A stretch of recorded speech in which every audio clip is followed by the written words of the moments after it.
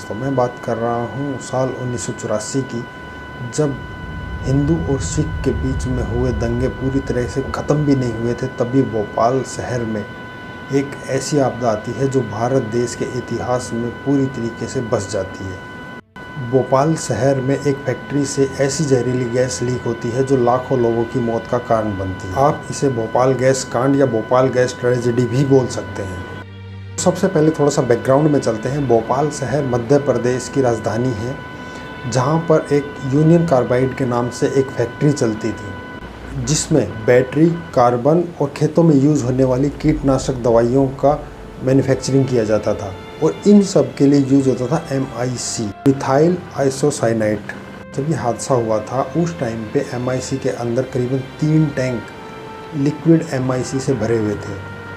और MIC को पानी से दूर रख, क्योंकि जब भी MIC पानी के रिएक्शन में आती है तो ये एक जहरीली गैस का रूप ले लेती है। ये गैस इतनी जहरीली होती है कि जो कि कुछ ही मिनटों में मनुष्य हो या जानवर उनका दम घोट के कुछ ही मिनटों में उनकी मौत का कारण बन सकती है। 2 दिसंबर 1984 की लेट शाम को पाइप्स की क्लीनिंग के दौरान पानी एक साइड से टैंक्स में एंटर कर जाता है, जहाँ पर MIC एक जहरीली गैस का रूप लेके पूरे शहर में फैल जाती है। 15 ही मिनट बाद पूरे शहर को एक वार्निंग सायरन सुनाई देता है। जब तक कोई संभल पाता तब तक ये जहरीली गैस पूरे शहर में फैल चुकी होती है और हज़ारों लोग इसका शिकार हो जाते हैं।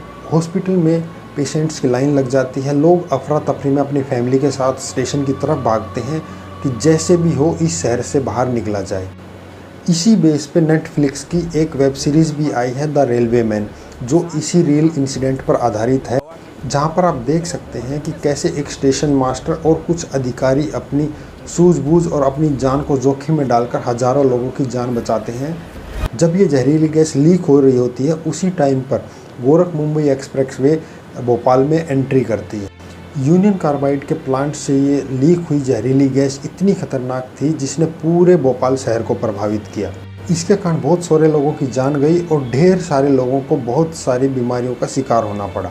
लेकिन इस हादसे के पीछे मेन क्या कारण थे, इसके बारे में हम आगे वीडियो में बात करेंगे, इसलिए वीडियो एंड तक ज़रूर देखना। भोपाल गैस कांड का असर सिर्फ उस वक्त तक नहीं था, क्योंकि उसके बाद भी बहुत सारे लोगों को बहुत सारी बीमारियों का सामना करना पड़ा।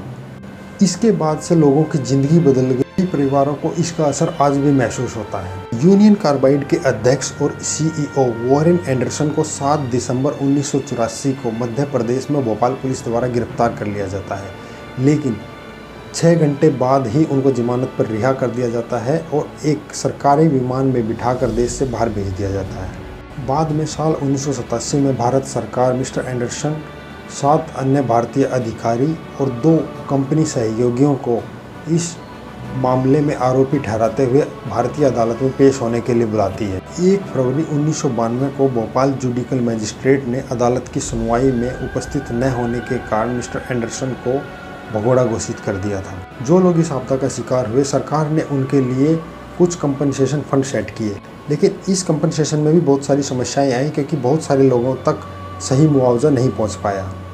इस ट्रेजेडी के बाद बहुत सारे एक्टिविस्ट और NGO ने गवर्नमेंट के खिलाफ आवाज़ उठाई और सरकार से उनकी अकाउंटेबिलिटी की मांग की। इन एक्टिविस्ट और NGO ने विक्टिम्स के लिए अधिक कंपनसेशन की मांग की और इन्हीं आंदोलन की वजह से समाज में एक अवेयरनेस भी फैली। इस हादसे के बाद सरकार ने Bhopal gas tragedy relief department भी एस्टेब्लिश किया, जो विक्टिम की रिस्टोरेशन और वेलफेयर एक्टिविटीज़ को मॉनिटर करता है। भोपाल गैस ट्रेजेडी का मूल कारण था मिथाइल आइसोसाइनाइड MIC का लीक होना।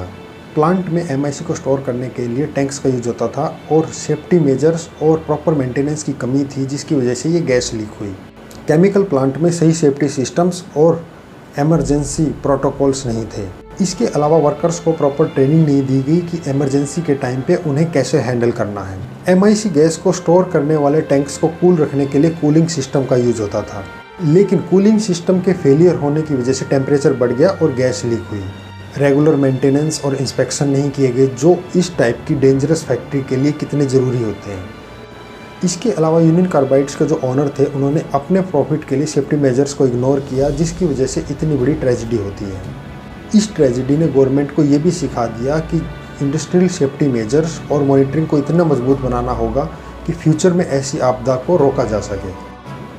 आज भी कुछ लीगल लड़ाइयाँ इस केस से रिलेटेड कोर्ट में चल रही हैं, जिनके हिसाब से अभी तक जस्टिस पूरा नहीं हुआ है और सही मुआवजा नहीं मिला है। सो दोस्तों, अगर ये वीडियो आपको इन्फॉर्मेटिव लगा तो प्लीज़ वीडियो को लाइक करें और अपने विचार कमेंट बॉक्स में हमसे शेयर करें। Thank you.